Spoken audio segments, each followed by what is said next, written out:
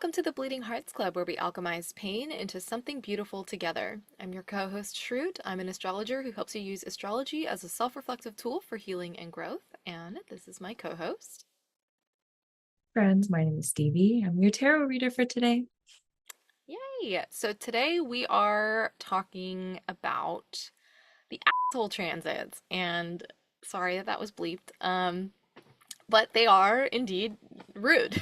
um, but basically, there is a series of transits that are happening over the course of this year that are really intense and loud and violent and abrasive. And so I kind of sum up all of these different transits as asshole transits. And basically, I want to talk a little bit about what asshole transits are and how they're going to affect us and what we can do about it. And so we'll get into that and then we'll slide on into our tarot horoscope. So, um, to kick off these whole transits, last year we had Pluto in the sky move into Aquarius. And Pluto changes sign like once every like 15, 20-ish years or so. We consider it a generational planet. So it shapes a lot of like, we can kind of think of like Pluto transits as like eras. So, um, Pluto in Capricorn was from 2008 until 2025.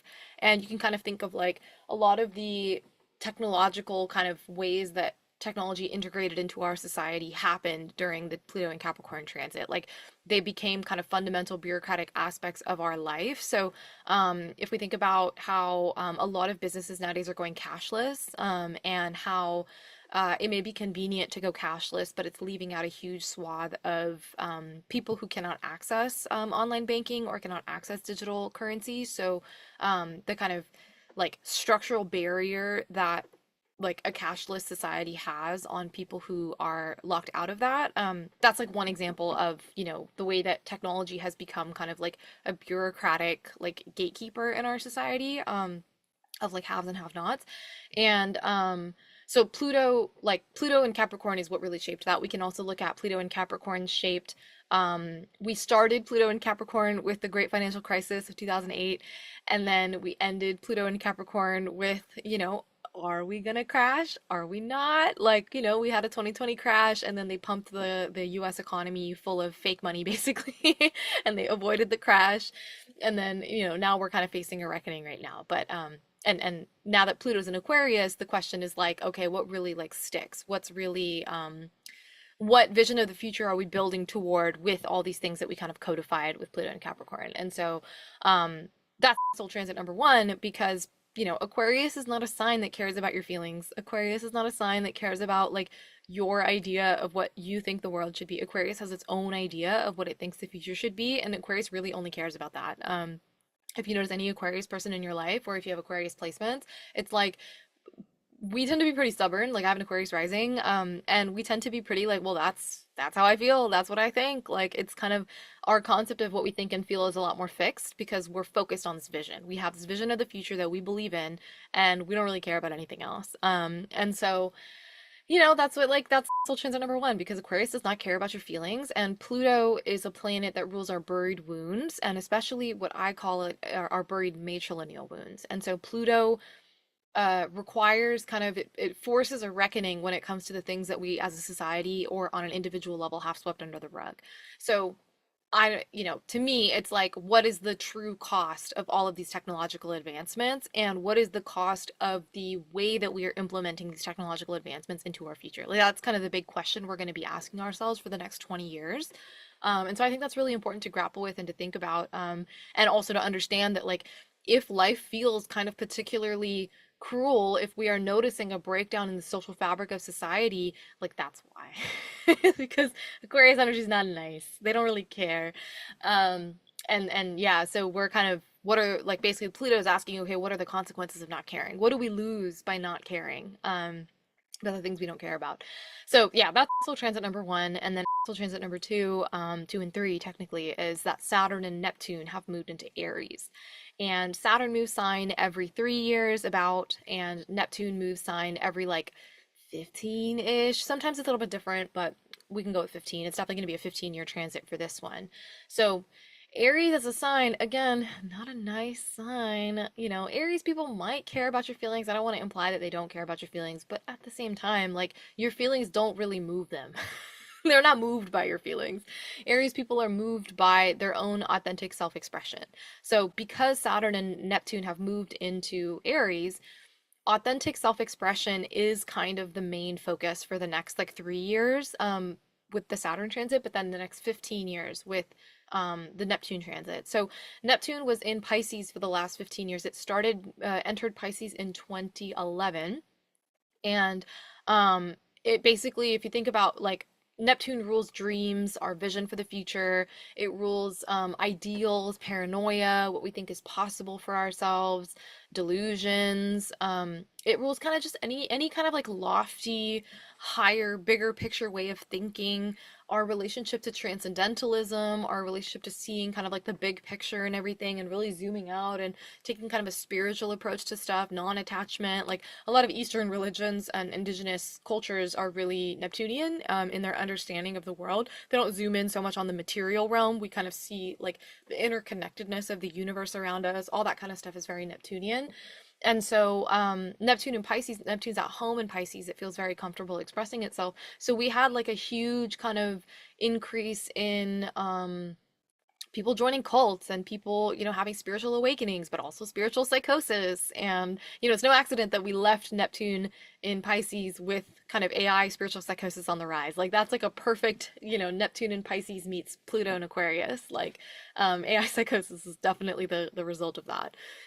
So yeah, like we kind of left a Neptune that was so kind of pumped up on its own hot air, and it was so pumped up on its own kind of juice of like, yeah, everything's so spiritual and vibey, we can manifest our way, all that kind of stuff.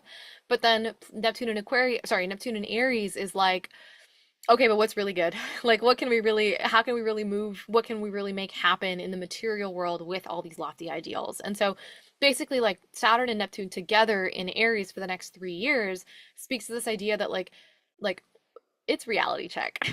Like, the transits are giving reality check, and specifically reality check in relation to your own sense of self-construction. And so that's kind of the most important piece here. And I think that's a big theme for the astrology for the next month in general with Aries season, is that this is a stress test on your sense of self-construction. So, what is your identity and your character and your sense of self? Like, what have you built that foundation on? And how sturdy and solid would you say that foundation is? And what will you do when external forces shake that? Because they will. That's the whole point of the next 3 years, is that Saturn and Neptune are going to give you a stress test, and they're going to give your dreams kind of like you're connected, like the way that you connect to that kind of higher thinking and bigger picture thinking and dreaming. Like dreaming is higher thinking if we think about it. Dreaming is like imagining what's possible. It's not attached to reality at all. It's just whatever we can imagine.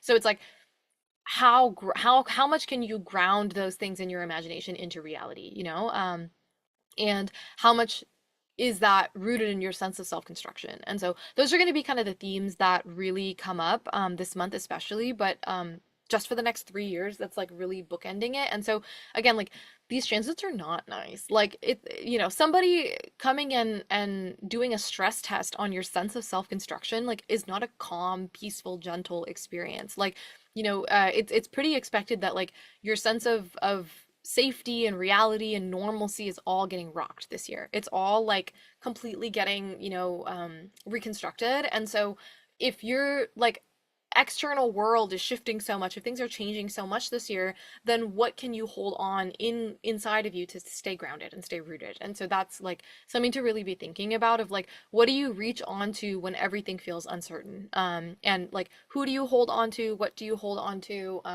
How do you kind of help yourself understand that like things are scary, things are uncertain, but you will be okay. And those are kind of the questions that you're going to be grappling with. So there's more transits that start up like July and August as well, and that's technically Jupiter's moving into Leo as well as the South Node moving into Leo. And I think that Jupiter in Leo by itself would be a very lovely and beautiful transit. I think I wouldn't term it necessarily an transit, but because the South Node is co-present with Jupiter in Leo, the South Node has to do with our familiar patterns, and familiar patterns that can feel stifling to our growth and our sense of forward movement. And they can feel like they're holding us back. And that sensation in any sign, regardless, is pretty irritating. So having it be in Leo, Leo is a sign that doesn't really like doesn't really minimize the expression for anybody, right? Like Leos are gonna Leo no matter what room they're in. Like they're just gonna be themselves and they're gonna shine and they're gonna, like, so it's like if this energy of like old patterns and feeling restless and feeling limited by these old patterns, like that's a pretty irritating feeling. And so it being in Leo means that like it's going to be irritating and it won't be a secret to anybody. Like it's going to be very externally. People are going to be externalizing their irritations and their frustrations starting, July, August. So that already is an actual transit, South Node in Leo. But then add Jupiter, which expands anything it touches. So it's like we're getting that irritation, this sense of like, oh, like this is so limiting. I'm so frustrated. I'm so over it. And I can't like keep that to myself. Like times like 100, like that's what Jupiter's doing. It's magnifying that. So it's like the combination of these things is giving asshole, like it's giving rude, it's giving abrasive. And so like we're going to pick up in intensity. I'll kind of go into more detail about the Jupiter and the Leo of it all in July, but for now, like I just wanted to leave with the general consensus and to kind of understand that like the peaks of this year in terms of asshole behavior is going to be end of March into April, so now Aries season, and then it's going to peak again in July, August, and then we're going to have the like final kind of climax of like this is the most asshole behavior, asshole transits of our human lives. Like things will never be more rude than this, more disruptive than this. That's gonna happen in November, and so I'll get more into details as we get closer. I don't want to kind of overwhelm you with information, but just understand that like this Aries season is really valuable for you to think about what do you underpin your sense of self-construction on, and is that resilient in these times? Is that able to adapt and into our changing world, especially with all the technology of everything? Like, are you able to meet the moment where it's at? So yeah, do you have any thoughts, Stevie? So many thoughts. I mean, when you were talking about, I don't even know how to like put this into words. I forgot what you said, but I remember the thought that I had was, what are people going to cling on to or go back to when the world around them feels so jarring and scary? I know that we've talked about this a lot, but like when people are faced with a big decision or a leap of faith that they have to take or an opportunity to do something different, sometimes the fear and anxiety becomes so overwhelming that the next step is to just go back to what feels comfortable and familiar, even though it's uncomfortable. It's uncomfortable, but it's predictable, it's manageable. And I think the examples I got in my head were substance use. Like Yeah. I thought a lot about substance use because it's a way to numb, it's a way to feel better, it's a way to disconnect. It's like literally self-medicating self-medicating yourself. But then another example that I saw was people in relationships, like either staying in relationships. I think what I heard was like, with all of these changes happening, I actually can't afford to like leave this relationship. It's the one constant I can rely on. It's this one comfort that I have. Like it's almost like clinging on to a person because of whatever regulation or stability or connection that they offer, even if you're not feeling super great about being in the relationship. And then I also saw people run back to their exes almost, or like run back to certain friendships or relationships, even jobs, I guess, like old jobs were like, okay, it was a toxic environment, but I can fall back on it. And I I think I just really want to, one, validate that experience of wanting to go back to something familiar, wanting to be held by something familiar, even though it doesn't feel good all around. And we'll talk about this in the like tarot reading too, but it's every day, every moment is an opportunity to choose something different. It's an opportunity to choose something that aligns you with your values, the kind of life that you want, the kind of changes that you want, and really reinforces, I guess, this nervous system wiring. If you paved this path of running to something or relying on something comfortable 1,000 times, each time you went back to this thing or you reached for this thing, it's going to take 1,001 times at least to start feeling like you can override this part of you. And I think the longevity of it, like the arduous path ahead of like creating this new pathway, can feel really intimidating. But I also want to remind you that it could be worth it. It could be worth the effort. It could be worth the fear. It could be worth trying and failing and trying something again. And yeah, I guess I'll land that there. Like this is all happening for a reason. What are the reasons? I don't know. You got to make sense of that yourself. But yeah, those are my thoughts. Yeah, I love that you brought that up because another point that I wanted to make was that that Saturn in astrology rules limits, it rules discipline, it's like I always say like the buck stops here. It's like this is where we get real and like it rules consequences. And so the thing is that um sometimes we have phases in life where you can do an action and maybe even repeat a pattern and not really have to face the consequences of that pattern. And you can kind of get away with that for a while, sometimes even years or decades. But the thing with Saturn and Aries, and again, this is a transit that only happens once every 30 years. So this last happened around like 96, in 1996. So it's like the thing with Saturn and Aries is that like the time in between around and finding out is collapsed. So it's like you might think to yourself that running to the familiar coping strategy would be a good choice because of how intense the astrology is this year. But what you're going to find is that very quickly you will be reminded why that's no longer an option or why that like really is not going to give you what you're looking for. And the time between figuring, like experimenting, doing the thing, and finding out is collapsed. So you're going to find out very quickly. And so that's the thing is I wouldn't be surprised if you start feeling the inclinations to lean to this coping strategy here in April and then you like go all in when things get intense in July, August, you're like, no, I'm fully leaning into this coping strategy. And then by the time November rolls around, you're gonna be like digging in your heels of like, no, this is why I don't have to change. This is why it's totally fine. And like you're like what you're gonna find is that you're gonna be in an even bigger mess of like, okay, well, not clearly not this, so what next? You know what I mean? Like, I would say surrender. Surrender now. Because if you surrender now and you sit with the hard stuff and you suffer through the hard stuff and you figure out like what really will help me through this, what really will make me feel rooted to myself, what is really rooted in my sense of authentic connection with myself, my authentic understanding of who I am and what I want. Like when you root into those things this year, what you'll find is that like the things that you build as a result of that, whether that's like professionally, personally, interpersonally, whatever, the things that you build are going to be so much more sturdy because they've been stress tested within an inch of their life.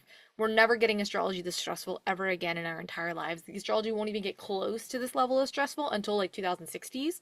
And my guess is that we'll be dealing with climate change. Like, will we really, like, what's the tea on, like, are we surviving or not? Like, I think we'll really be reckoning with that in 2060. So when I tell you that, like, I'm not saying that like the world won't be nuts, but like the malleability of how flexible the world is this year is unique to this year, and it's some of the most unique astrology in human history. One astrologer, Rick Levine, has said that the astrology we're experiencing this year is we haven't experienced it in 14,000 years. So like I like that, statistic because I think it really emphasizes just how special this astrology is this year. And so if you spend this year fighting against the inevitable this year, you're kind of wasting the value that this transit has to offer you. And so if you instead surrender, allow this transit to crumble what is no longer authentic to your sense of self, allow it to squeeze and collapse what is no longer resonant with you, and instead you build out from what is true to you and what is authentic and rooted within you, then you'll find that that is going to be the sturdiest foundation that you can build from. And so you'll go into the years following this year with a lot more grounded clarity. Whereas if you fight this year, if you resist that pull this year and you convince yourself this is why I don't actually have to change anything about my strategies, if you stick in that path, then November's collapsing you regardless. You're not making it through this November without having to confront that. And you'll have lost the whole year of malleability and flexibility to figure out, okay, well, then if not that, then what? And of course, the universe unfolds around your decisions. I don't think that there's like, oh, if you miss it this year, you miss everything. Like, no, but like, there's a lot of value that this year has to offer you, and I really encourage to like face your fears this year. You are most resourced to let things fall away that don't align with you anymore this year out of all years. It's going to be a little bit more fighting against the current or swimming upstream if you fight all of this year and then try to like inevitably do it next year.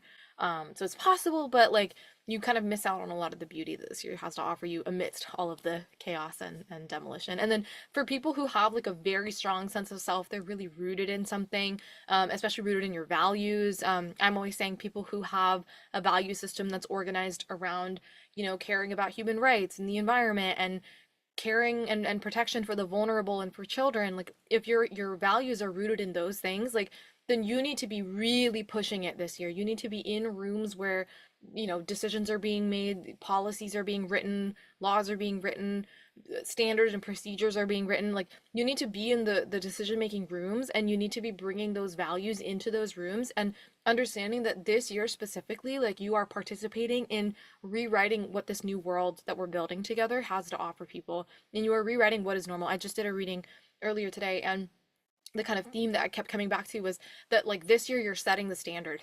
You know what I mean? Like this is the year that you're setting the standard of how we're interacting and engaging with each other in the world moving forward. Because like I keep saying, the children do not remember a world before this. Like if you've got kids who are coming of age in the COVID era, they don't know Obama. They were not there for hope and truth and dreams and hope and change.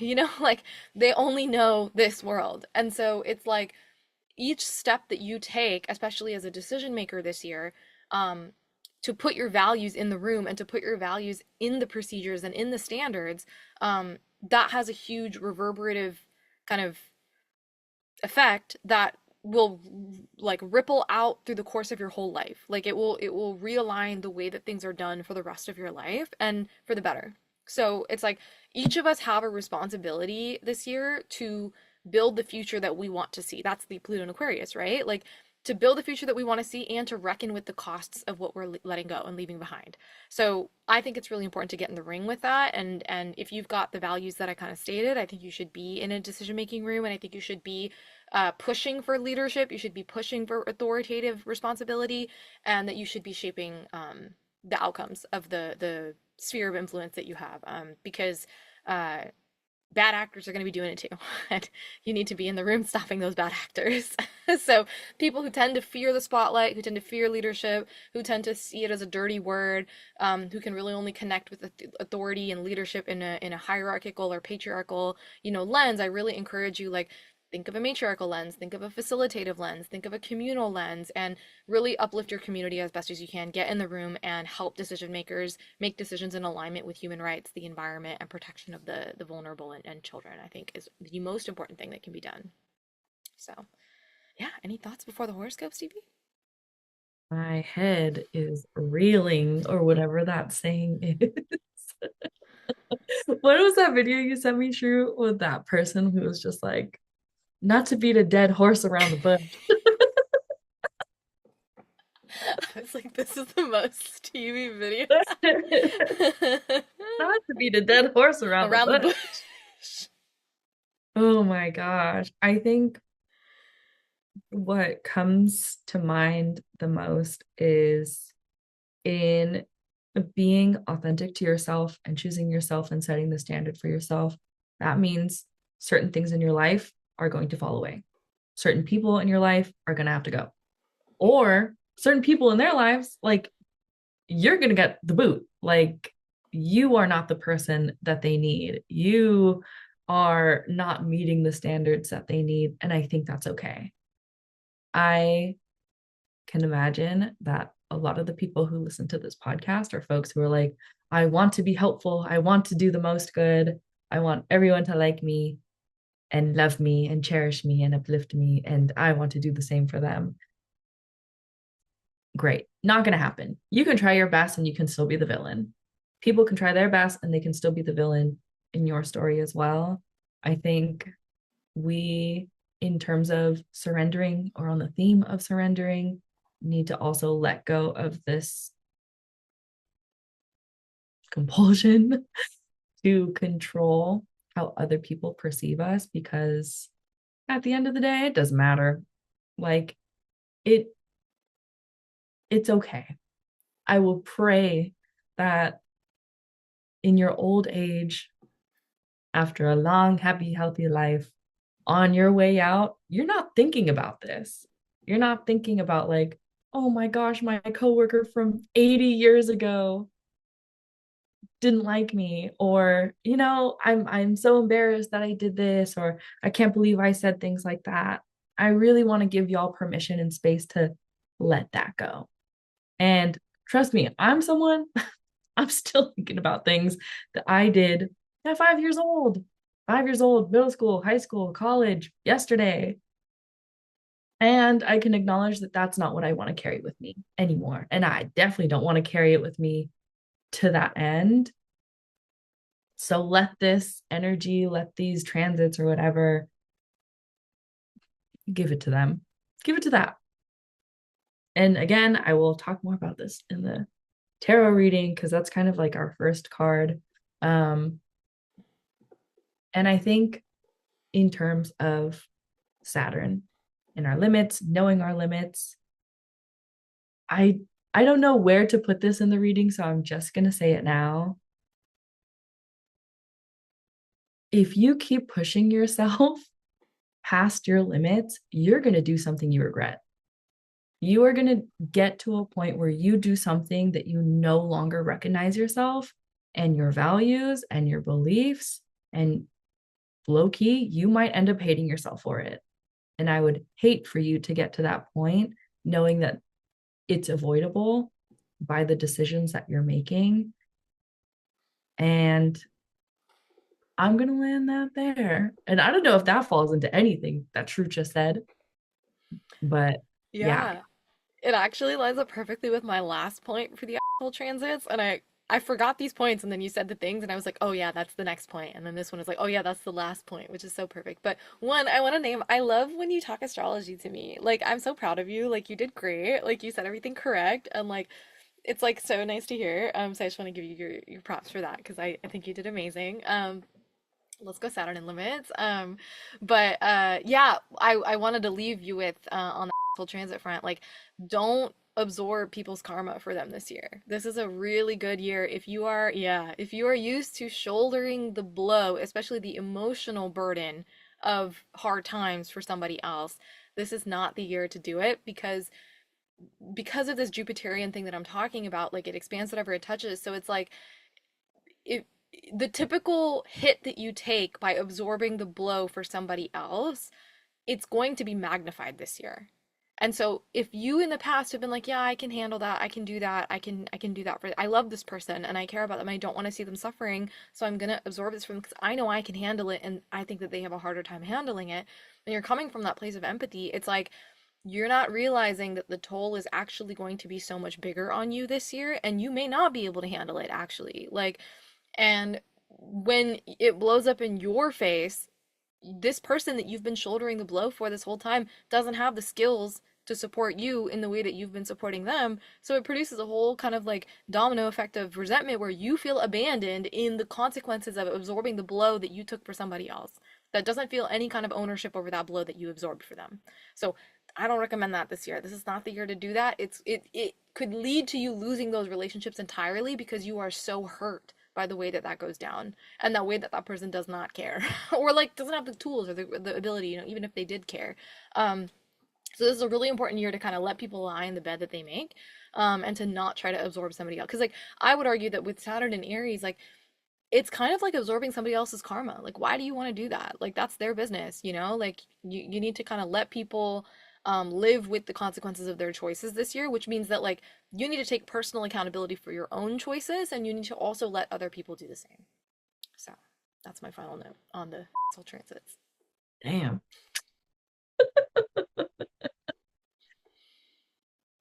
I feel like Psyduck, just holding my head in disbelief. Yeah.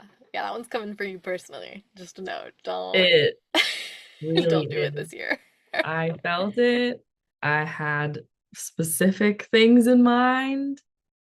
I'm not letting it happen. I'm not letting it happen. People are getting cussed out this year. If I have anything to do with it. That's the vibe. Like that's the thing with asshole transits. Is like sometimes you have to be the asshole. Like, and if you go too far in being an asshole, Saturn will let you know immediately. You don't have to wait. You'll find out very quickly whether that was too far or not. So yeah, I think if you're used to being an asshole, good luck this year. You're gonna have to find a different coping strategy. And if you're not used to being an asshole and you're actually used to swallowing that and taking it, you better be an asshole this year because you got to rebalance the scales a little bit. Oi, oi, oi. Yeah. I feel like everything we just talked about, that was like our reading for the first card. Kind of all of it. So I guess we can just kind of expound. Well, what deck did you pull from first? Oh, yes, I pulled from the Marigold Tarot Oh, deck, stunning. And our then favorite. this is the astrology in relation to March 31st to April 28th. But if you're listening outside these times, you can take what resonates and leave what doesn't. Mhm, mhm. It is timeless, timely, and timeless. Are you ready for the first card? Please. Okay. Surprise, surprise. It's death. Uh-huh. Death is an asshole. But I love her. um, okay. This everything we just said about letting go, all that, setting the tone, setting the standards, that's death. That is the death card. I think we have alluded to it so many times, but all of these systems that you have been still clinging on to, the things that we have been clinging on to the past 2 years, probably, that this podcast has been going on. Um, yeah, it's skedaddling. It is disintegrating, it is dissipating, it is clearing out. And I was like in a conversation, in a discussion last week when talking about death and dying and grief, which is what I do. And the question that came up was like, what needs to die in order to live? And I think just in general in the United States, again, we live in a very death phobic society.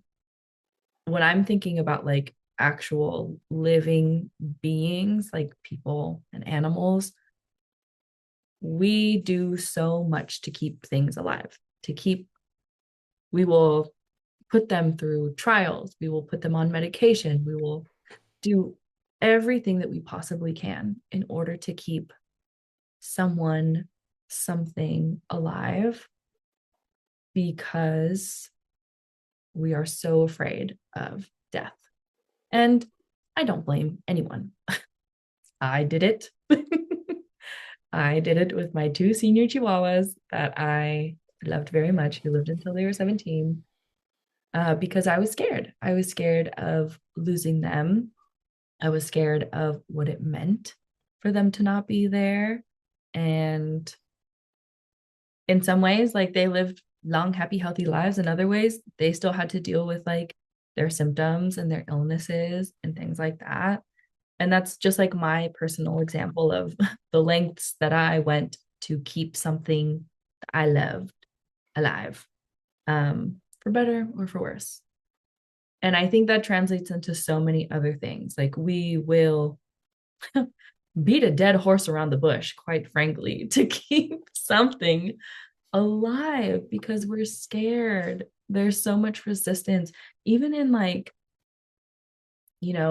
conversations around like aging, support for older adults. So much of these conversations are around like their life, them living, them aging. And there is not much room or space to talk about people dying, getting prepared for those deaths, coming to terms with death and dying and grief. And I think we can apply these to non-living things necessarily, like our beliefs, our ways of being and relating to other people, our ways of working, our sense of self. All of these things, not all of these things need to die, but there are things that we really need to let go of and give ourselves the time and space permission to let go of it and to grieve. When we spend so much time avoiding something or not wanting something to happen or not wanting to become a certain thing, in all of that avoiding, it happens anyway. We can do the best we can with what we have to avoid, to prevent, and it happens anyway. And that's just like a self-fulfilling prophecy. And I really am encouraging y'all to take a look at what areas of your life that fear drives, when it comes in, how it shows up, how it drives the bus, and what happened anyway. What friendships failed, or maybe not even failed, but like ended. What happened to you at work? How are your family relationships? How is your mental health? All of these things. We can no longer be. I'm really resonating with what you said, Shroot, about like not absorbing people's karma for them. In what ways are you doing that? Because those are the things that really need to be examined and let go of. And I think one of the hard things about death is that it feels finite.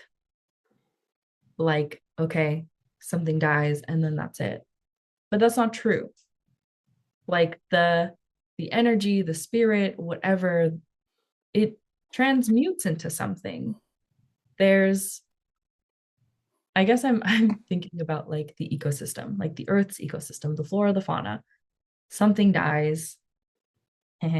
Whale fall just came to mind. So like let's say a whale dies in the ocean where it should die. Um, it dies, it falls to the bottom of the ocean, and then it feeds all of these things. Like it does not go to waste. It feeds and nourishes the ecosystem. It becomes part of the ocean floor and the ocean in general in a new way. And it sustains and it gives and it gives and it gives. And even though that whale is no longer alive in that sense, it still becomes part of this ecosystem and part of its little fish and whatever krill or whatever exists at the bottom of the ocean. Like it carries on in that way. And then it carries on, it like ripples through. And so it's never really just ending, it becomes something else. And I think when you're thinking about what you have to let go of, it doesn't just end there, it becomes nutrients and sustenance for what's to come, for what's next. Death is a doorway, it's a portal. Things are ending, but things are beginning at the same time. And that is such a sacred place to be. And I understand the fear around it. You've worked so hard to stop it from happening, from not even thinking about it. So the thought of surrendering to something and not knowing the outcome or not wanting to experience the grief or reconcile with its ending is really powerful. And you got to stop giving that so much power. You have to stop giving this fear so much power, because grief can be something very powerful too, and very healing and very beautiful and heartbreaking.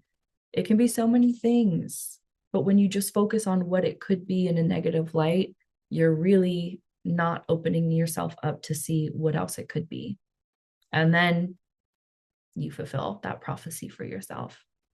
So let death do what it does. Let things die so that it can become something else, so that you can become something else. Okay, that's death.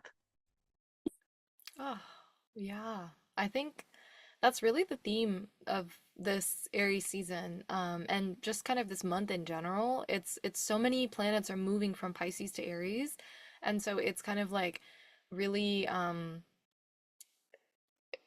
like the sun like Pisces to Aries is endings to new beginnings. It's this exact moment in the cycle of life, the life cycle that you're talking about, where things decompose into the new life that it creates as a result of the nutrients from the decomposition. And I was thinking when you were talking about all of the different ways that, you know, understanding death in a much more circular and holistic um ecosystemic kind of approach to death is something that's pretty baked into a lot of indigenous cultures, and a lot of indigenous ways of knowing and understanding death. And I think that if you are afraid of death, if you don't have connection to um, a culture that like has like narratives around death and actually confronts death and has rituals for that and all that kind of stuff, if you feel disconnected from that and as a result you feel afraid of death, um I think it's worth thinking about the fact that um I think that the biggest entity of all that fears death is capitalism, because um you can only extract value from whatever's being exploited under a capitalist system as long as that thing is alive to be exploited. You know, you can only mine so many minerals until there are no more minerals left. And then whatever infrastructure, ecosystem, economy that is existing off the back of that mineral mine ceases to exist, you know? So I think that the biggest source of our fear of death in society is capitalism, because capitalism itself cannot be sustained if there's too much death. Like, capitalism requires new access, like new markets, new, babies born to be the new labor force. Like, I saw recently that Costco is now going to subsidize IVF. About 80% of the cost of IVF, Costco is willing to subsidize for its members. And I saw a tweet that was like, what better way to guarantee, your future customer than by subsidizing the person who's trying to have the baby. Like it's like that's capitalism. Like I saw that and I was like, "Oh yeah, exactly." Like capitalism requires new life and new beginnings and new growth and new ventures and all that stuff, but what it fears the most is death, because death means that there is no longer uh opportunity to extract value from that. Like if we think about navigating death under capitalist society, it's very expensive and it's very difficult to get time off work. There's really no room built in our society for death, and that's why. So if you don't feel connected to death, if you don't feel connected to culture or stories or narratives or practices around death that are meaningful to you, this is why you've been divorced from that, because of the capitalist system that you live under. And that, understanding that like the fear that you have, is it your fear, or is it a fear that you've inherited from the system that you're a part of? Like, is it capitalism's fear that you're carrying on your back, or is it really your fear? And so I would encourage you to kind of think of um, death as like kind of how Stevie's talking about it, the more indigenous way of knowing of death, which is that like, and actually forget indigenous too. Like, I mean, not forget, let's never forget, but like, from this like rational kind of mindset that we all kind of are raised to believe under capitalist society is more valuable than indigenous knowledge. But like science itself says energy cannot be created or destroyed. It only takes changes shape, like it only changes form. So it's like that is kind of like a universally agreed upon truth. Like whether you're looking at it from an indigenous lens or from a scientific one, like either way, like the concept of death is just like another step in the life cycle. It's another step in the process. And so I think kind of zooming out from that perspective might be really helpful. I loved the whale example. I think that's a really helpful way to look at it. But yeah, I just want to leave you with, uh, I've seen some astrologers talking about how, because of medical advancements have gone so far in extending human life, a lot of transits that we would um, correlate with death are no longer guarantees of death anymore, because like I think our the current U.S. president has survived a couple of them.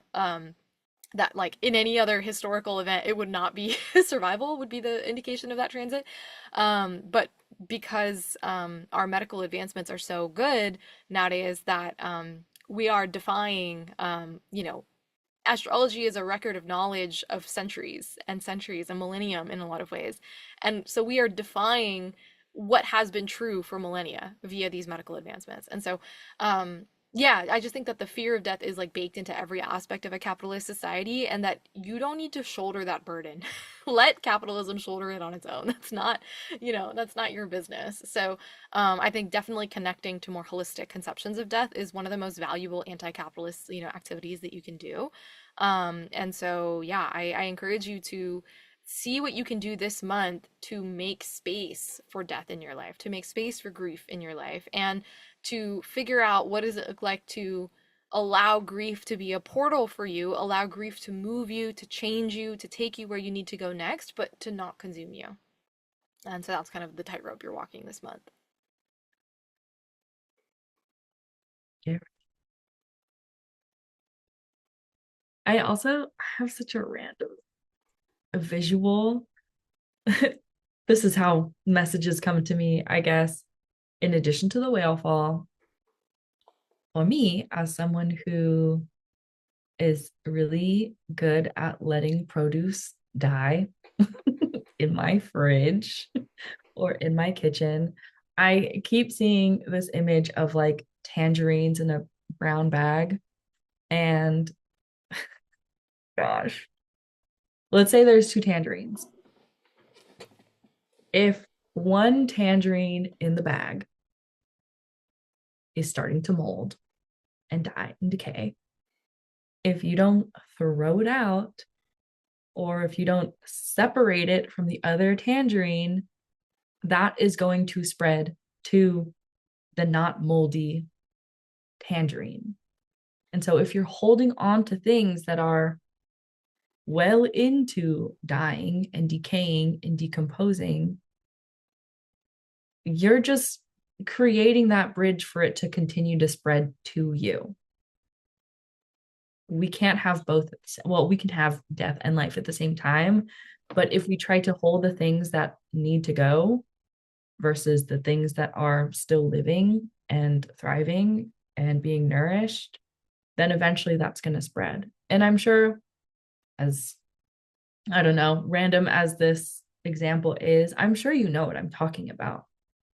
If you are burnt out from a relationship, a friendship, if you're friends with someone who continues to do things or make certain decisions or treat you in a specific way, and you just let that happen, or not let that happen, but like you're not taking a step to set a boundary or to end the friendship or to speak up for yourself, that's going to bleed into other areas of your life. It might really impact your sense of self, your sense of self-worth, the kind of boundaries that you're holding with other people. It could impact your mood so much that you start kind of getting brain foggy and mess up at work. Like it, there are so many different ways for one thing to impact the rest of your life, so many different other aspects of your world. So I don't know, a message from the tangerines for you. I love it. Oh, yeah. It's unfortunately like this card is not just representative of this month, but it's representative of the whole year. So there's going to be a lot of things that you need to just surrender to them disintegrating and find acceptance. And we started this podcast in a lot of ways to like prepare you for this moment. So if you've been a listener for a while, then all of the tools and the strategies that we've suggested are all going to be helpful in this process. And so yeah, I really encourage, as a coping mechanism, throughout the year when you're feeling really kind of like at a loss of how to navigate all of this death, that one thing you can do is literally just go back through our list of episodes and scroll through the titles and see which one is calling to you and listen to that, because you might find that the strategies in that specific episode that you feel drawn to, like it's almost like a divination activity of like what title of the podcast, like what episode produces a reaction within you that you feel called to, like kind of like a pick a card but like pick a podcast episode, like um and then like listen to that episode and then try out the strategies, whatever you feel connected to in that episode. Because yeah, like basically like the way that I see this podcast is that it's a archive of how we're surviving, this big global transition that we're going through as a society. And so this is like a record of the ways that we are taking care of ourselves and each other and carrying ourselves through the uncertainty of not knowing what's happening or what's going to happen next. And so everything we've suggested from this podcast is on the table in terms of support for you in that front. And so, yeah, like it's a whole treasure trove of resources available to you. Like, we encourage you to look back because, yeah, you can't control the kind of big picture stuff that's happening, all the death that you're going to experience, all the things that are falling away that are no longer going to like connect with you anymore. But like what you can control is steadying yourself through that process and nurturing yourself through that process and carrying yourself through that process so that like you'll find that the things that don't work very quickly you're gonna be like, okay, that doesn't work, I'm gonna move on. But the things that do work, they're gonna stick with you, like probably for the next 30 years, so like really be bold and adventurous in your pursuit of figuring out what works for you, and knowing that like you like just by virtue of listening to this podcast you already have the resources that you need to figure out what works for you. And so yeah, I just want to throw that out there.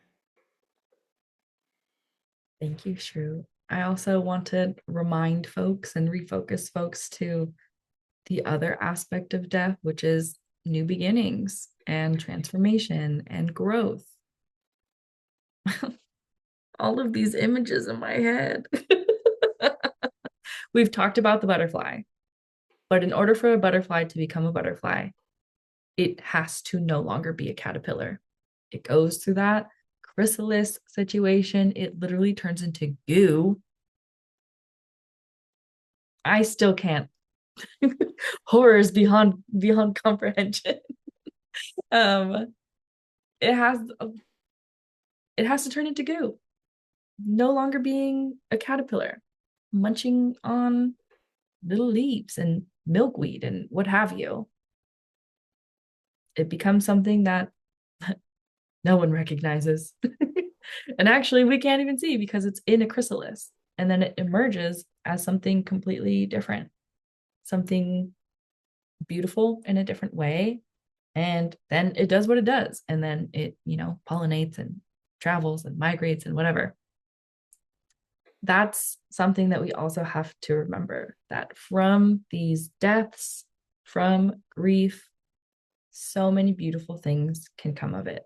We can change, we can transform, metamorphosize. Is that a word? So, just a little reminder to expand, zoom out to see the full scope of what can be, not just the thing that you're scared of the most. All right, next card, are we feeling it? I am. Okay. So, second card is Bell. Second card is Page of Rings reversed, which is Page of Pentacles reversed.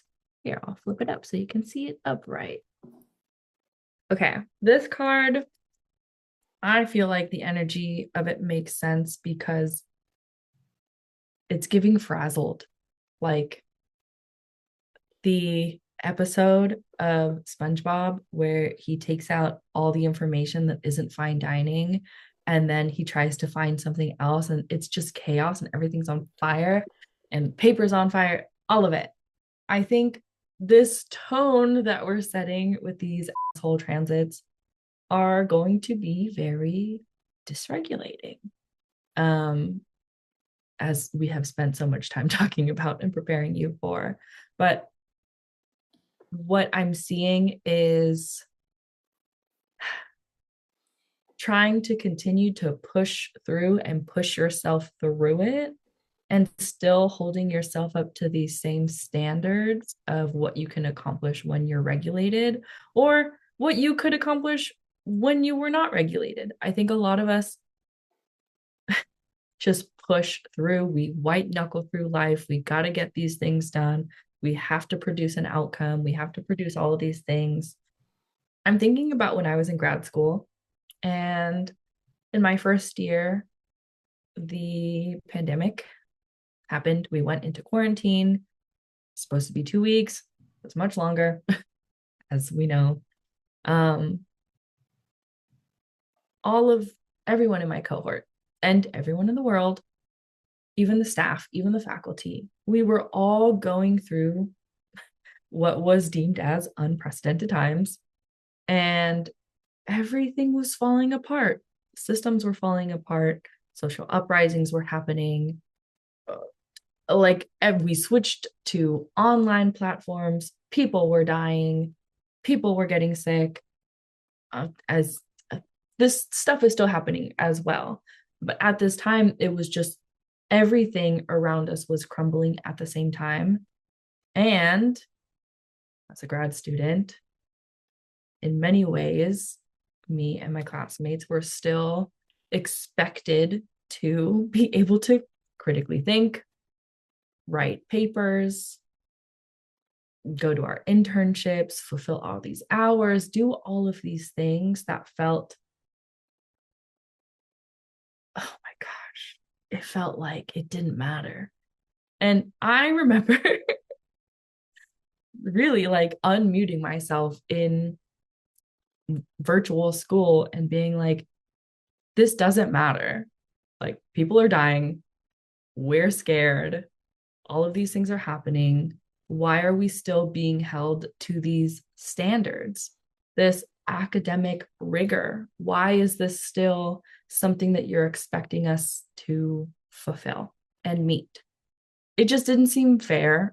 And yet we were expected to do it anyway. And then we were still expected to do it. Like, in so many ways, the world had to carry on business as usual. While all of these things were happening on a global level, on an individual level, community level, and the weight of that, I'm feeling from this card, feeling from these asshole transits, because now so many other things are happening as well. And I don't even know what's going to happen when this episode comes out, because things are persisting. The horrors persist.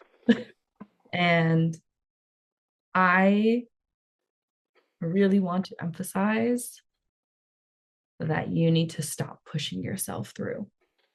You really need to stop expecting yourself to think, to work, to relate, to emote in all of these ways with the standards of a regulated environment, a regulated and safe environment and social system, because it is not.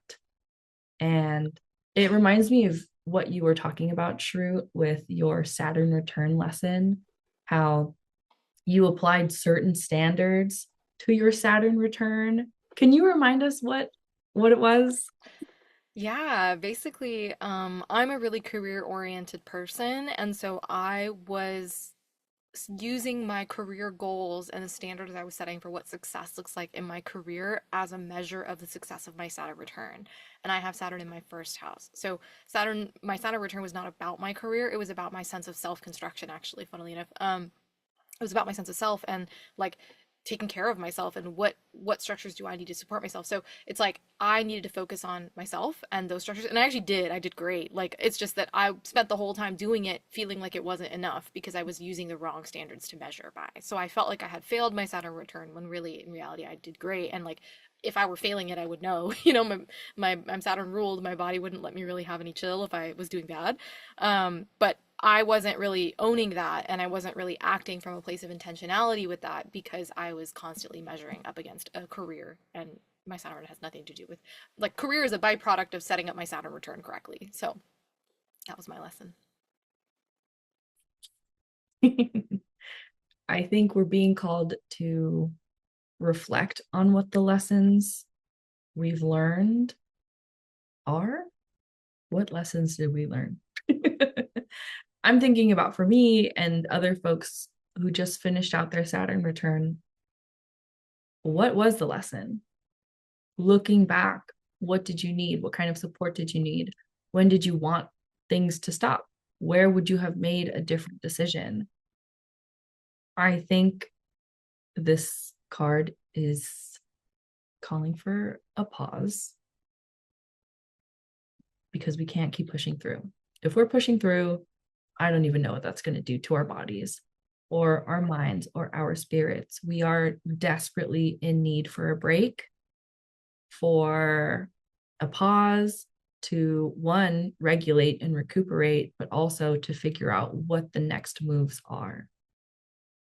When you were in times of crisis, whether it was the pandemic, whether it was your Saturn return, whether it was something completely different, what did you need? What do you know now that you didn't back then?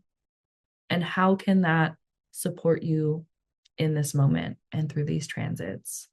For me, I know that I needed to say no, and I needed to express myself authentically without being led by the fear of being reprimanded or being cussed out or I don't know, whatever. And I know that that's still coming for me. I know that there are still going to be tests from this freaking universe that are like, okay, well, set a boundary, say no, express what you're actually thinking and feeling, and try that out. Yes. Okay. My God. That's going to take us to the next card. But for now, this card, stop it. The laundry can be done later. The dishes can be done later. You can freaking take care of your garden another Sunday. Like, give yourself the time and space. All of these responsibilities are still going to be there. And sure, it may be like accumulate some extra stuff for you to do, but you have to be here and present in order to take care of them. You have to stop now so that you can be here later to deal with it. And it's not just going to become an avalanche. Like if you take a week or two, 4 months, eventually it dwindles. It will take care of itself. You will take care of it. But your focus right now is to take care of yourself and what you need and what your body needs. And that's rest and permission to rest. True? Yeah, I think that's gorgeous. And it's a perfect morning because, if you don't learn the lesson that you have to like engineer your own break and you have to like bend the space-time continuum and like own the consequences of that, like if you don't learn how to do that by April, May, like July, August is going to be untenable for you. Like it's really going to be so intense. There's really like the astrology does not offer breaks this year. And so this April, May like period of time, like this is pretty much the only time of the year that like you're going to be able to at least engineer your own break and take consequences that come with that and like roll with that. So I really, really, really echo what Stevie's saying. And I'm warning you that if you don't do it in this April, May period of time, you will be paying for it by July. And you're not even really going to have the time and space to process in July because the collective is going to be going through so much that like you're just going to be overwhelmed from inside out. Like there's just going to be no place that you're going to like find any type of whelm. You're just going to be so overwhelmed. Like, so, yeah, I would agree that like, what does it look like to carve out a moment to pause and to reflect? And so one thing I would encourage is there is a really beautiful transit that is going on that is supportive to this. So, and it's some of the best astrology of the year. It's some of the nicest and most supportive and kind astrology of the year, which is that right now we have Venus just moved into Taurus. And so Venus and Taurus, again, Venus is at home in Taurus. Taurus is a sign that is all about the engagement of your body's senses, your five main senses, with the material world around you. So it's about, that's why Taurus is associated with luxury and is associated with like the finer things in life. And Tauruses are very comfortable and they love to sleep and they love to eat and they love to host and they love to, like all these kind of like practices of Taurus people, like it's because Taurus is about the engagement of your body's senses with the material world around you. And so this transit combined with the North Node right now is in Pisces. That's a really generous and supportive transit, really expansive in your ability to even like find time for this kind of Taurian energy. Like this act of bending the space-time continuum is very North Node in Pisces. Like it's very available to you. And this North Node in Pisces transit ends in July, and it's going to be replaced by a very transit with the South Node in Leo, like the North Node in Aquarius. Like these are very abrasive feeling transits. So right now, while we have the North Node in Pisces, that's a very gentle transit. That's a very supportive, nourishing, warming, like soothing, like kind of like the feeling of like the ocean lapping at your feet as you're walking along the shore during a sunset. Like that's what this transit's giving. So it's like the combination of this Taurian Venusian energy meets this North Node in Pisces, kind of like soothing energy, meets this Jupiter in Cancer, which again that ends in June and it gets replaced by an actual transit. So you'll feel its absence in end of June. It's like this Jupiter in Cancer is this cosmic mother, this large scale maternal energy, right? Like, so basically between, Venus and Taurus, North Node in Pisces, and Jupiter in Cancer, there's this trifecta of like gorgeous, warming, nourishing, sensory oriented, like delightful and decadent energy. And so basically, if you're so stuck in the resistance and you're stuck in the grief and you're stuck in the intensity of everything going on, you're going to miss this. And when it's gone, you're going to feel it. It's going to get worse in terms of abrasiveness in the air. And so I would really soak this in. Venus is going to be in Taurus until I don't remember the date. I think it's April 24th. So, really soak that in because things are only going to get more abrasive as after Venus leaves, then it's going to be Jupiter leaves, and then the North Node leaves, and so throughout the summer we're going to really phase it like up in our asshole transit behavior. And so I really encourage what sense-based activities can you indulge in this month. Maybe they don't have to cost extra money, because like I would always say like get a massage. I think a massage is always the best kind of like point of reference because it's sensory oriented and it's very like the fact that we position massages as a luxury is like a whole other thing, but like it feels luxurious. But if that's not accessible, then spending a moment on like a patch of grass and smelling a nice bouquet of flowers you bought yourself, or getting your favorite snack and going to the museum that you like and sitting in the courtyard and just people watching. Like really do something that engages all of your senses in a way that's really pleasurable and pleasing, and really like ask the cosmic mother to help you bend time and space to make that happen, is what I would say.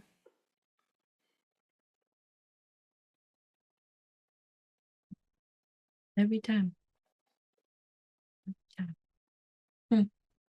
Okay, you ready for the final card? Yeah, I think I am. Okay. The last card is another page in reverse. It's the Page of Swords.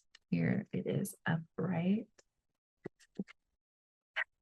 Okay. We were alluding to this.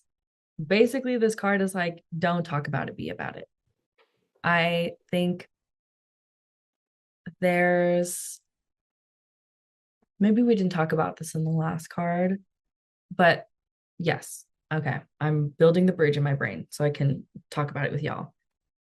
Basically, in giving yourself a break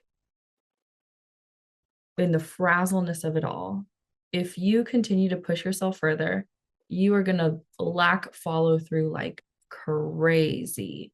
If you keep trying to do all of these different things at the same time, you're going to disappoint yourself and a lot of people. And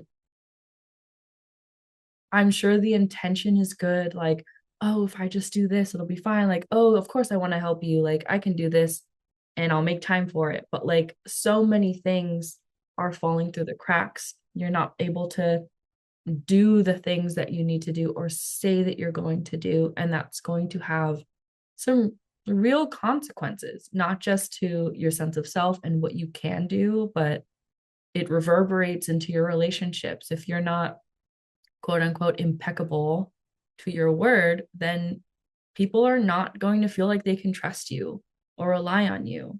And I'm sure as somebody who really values the relationships that you have, that's going to feel like a big blow. And that's why it's so important for you to rest and do not take on more than you can handle. Actually, take on less than you can handle, because just because you can take on more doesn't mean you should. We can't keep exhausting all of our resources and expect to be able to maintain that standard or keep that level of momentum, because we are just going to dwindle out. So rest, take on less, because otherwise you're going to have a lot of people frustrated with you. And then remember, we talked about like maybe you're not meeting the standard for other people and they have to end a friendship with you or they have to set a consequence with you. Hello, self-fulfilling prophecies. So if it's avoidable, avoid it in the ways that you can that are also nourishing to you. But then again, that brings us into this card, Page of Swords reversed. You are going to be propositioned, I guess, to put things in action. We're talking a lot about taking inventory and like thinking, and it's very in the ether, but tangibly you have to do something about it. I'm thinking about having all of these thoughts and opinions and belief that you're kind of brooding over. Maybe it's resentment. Maybe it's wishing that you could do something or wishing you could be a certain way, or even like your private opinions about what's going on in the world. I think this card is really pushing you to be more public about it and to be more outspoken about it. Whether, again, like whether it's taking a stance on what's happening or taking a stance for yourself, literally. There are going to be times where you're going to feel like you don't want to. I feel that right now, where you don't want to say the thing, you don't want to do the thing. But if you keep avoiding it, then it's going to accumulate. It's going to bring you into a place of despair. And when you're in a place of despair, you don't feel empowered or emboldened enough to practice your autonomy or to practice what you want. So I think the emphasis is don't talk about it, just be about it. Like, stop talking about it. Stop texting your friends about this. Beating the dead horse around the bush. Stop beating the dead horse around the bush and just do something else. Say something. Say it with your chest. Do it with your whole self, because there's a lot of stuff that's going on. A lot of people are not playing by the rules, and it's not a time for you to be complacent. It's not a time for you to feel or make yourself even smaller than you already have. It's time to take up the space. It's time to do something. I keep thinking about, I don't know, earlier today, I heard something like, you can't, even if other people are giving you permission to take up the space, even if other people are giving you permission to rest, even if you get a break from work, even if someone like takes care of like childcare, you have to give yourself the permission to take up that space. You have to give your permission to rest or to speak up or to do something. In your body, you can have this story of like, oh, no one lets me rest. Everybody needs me for something. Everybody, like externalizing all of the pressures and the responsibility onto other people or these structures, even if it lets up, even if they say, rest, take the day off. I got this. Ooh, I know you're going to be like, no, it's fine. I got it. I will do it. I think you need to take stock of the role that you're playing in these systems and cycles and patterns that exhaust the out of you and burn you out to the ground, because you can externalize it as much as you want, but you are also so responsible for upholding them. So give yourself the permission to say no, to take a break, to say yes to yourself, to do whatever the opposite of these systems might be, because you have to. If you continue to do the same thing that you always do, you're going to find out. You keep fucking around, you're going to find out, and you're going to find out sooner rather than later. And then you deal with the consequences of your own actions, like we all are. And then some, if you feel like you are going to absorb the karma of other people. So let this be a warning upon a warning upon a warning. Cut it out. Stop it. And stop blaming other people. But don't blame anyone at all. Just take accountability, hold others accountable, and make the decisions that you need to make. Okay. True. Yeah, oh my goodness. So around the middle of April, like kind of like April 16th through the 19th, and then a little bit before and a little bit after that, we have March. No. We have Mars in the sky in Aries, and it's going to be both conjunct Neptune, and then it's going to conjunct Saturn through that middle of April. And so I think that everything that you're saying, I think, is summed up so nicely by this transit, because it's like, one, mind your limits before they mind you. That's wrapped up in that, because Saturn, or sorry, Mars has to do, it's like our engine. It's, I liken it to like the car that takes us where we're trying to go. And so in order to get where we're trying to go, do we have gas? Did we do a tune up on time? Is there pressure in the tires? You know, like there's all these things that go into making sure that the car can take us where it needs to go.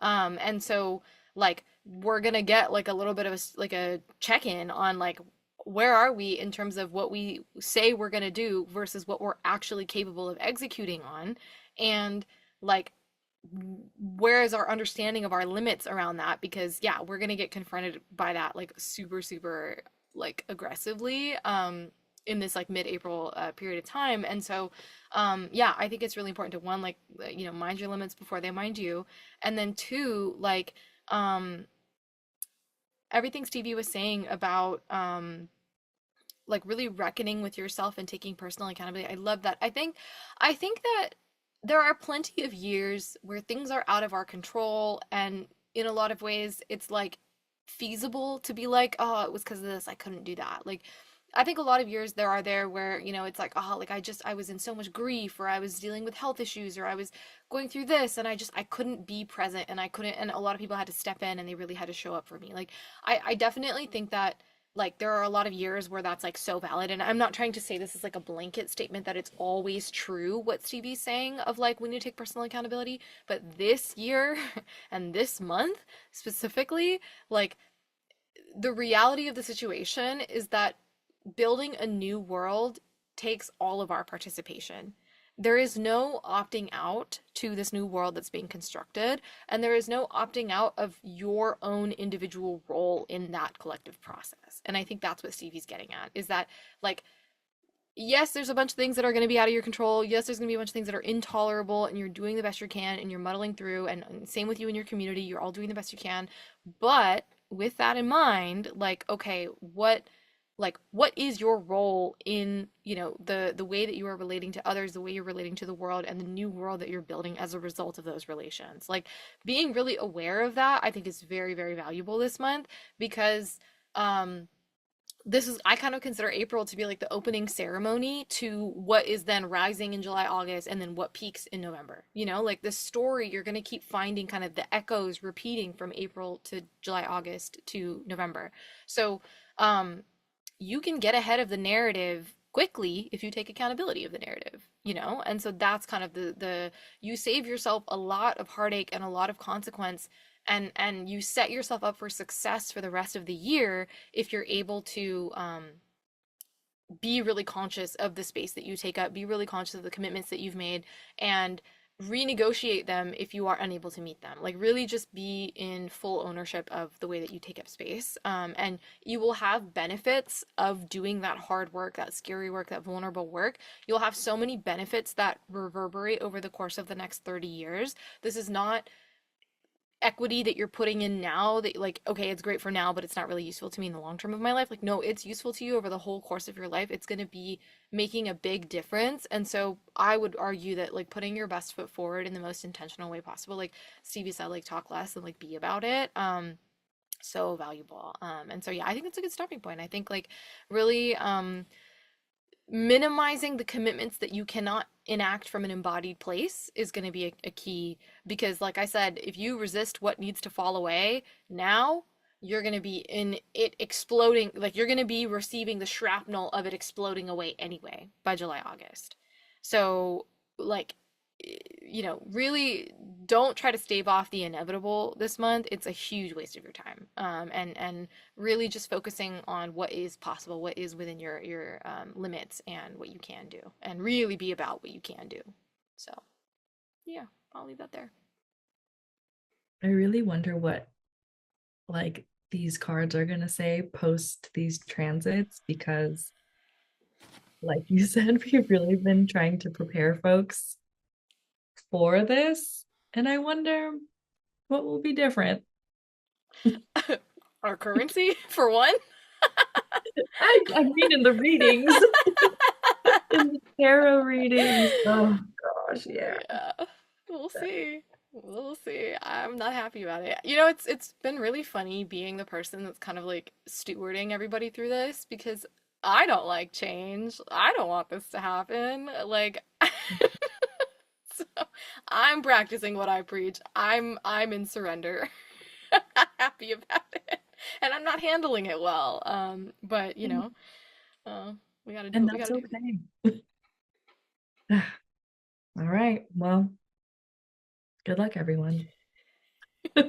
And this is a good season. If you have questions, this is the season you should write in. We would love to do an audience focused episode next month. It would be really fun. And I think that whatever kind of thing you're grappling with, whatever thing feels untenable, impossible, feel free to share as much or as little as you feel comfortable sharing without doxing anybody or anything crazy like that. But go ahead and DM us on Instagram at bleedingheartsclub.pod, or you can email us at bleedingheartsclub.pod@gmail.com, and give us a little, maybe 3, 4 sentences, paragraph, 5 sentences max, of what your situation is and what your question is. And you can leave us your birth information. So that's birth date, time, and like city, country, location. And we'll give you a little mini tarot and astrology reading on the pod. And, maybe, moving through your situation with the collective can kind of help, one, open you up to solutions that you hadn't thought of previously. Or B, it can be a resource for other people who are going through something similar and are like, oh my God, I'm so glad that like somebody asked this question. So, yeah, this is a great season to ask us, for help. We are happy to help. And, um, yeah, well, otherwise, if you want an individual reading specific to you, we do offer the joint tarot astrology reading called Dance with Datura, and that's another good one to book this season. If you have a little bit of extra cash to spend, I would encourage you to treat yourself. And, that reading is really valuable for being able to um, contextualize the season of life that you're in right now and give you the kind of um, strategies to anchor yourself in this season and properly navigate the transition that you're in. So that's really valuable. It's called Dance with Datura, and you can find the link to all this stuff in our show notes. And then also, yeah, Stevie offers tarot readings, and I am an astrologer. I offer astrology readings. Both of those links to book with us are in the description. And yeah, we'll see you next month. Bye, y'all. Bye.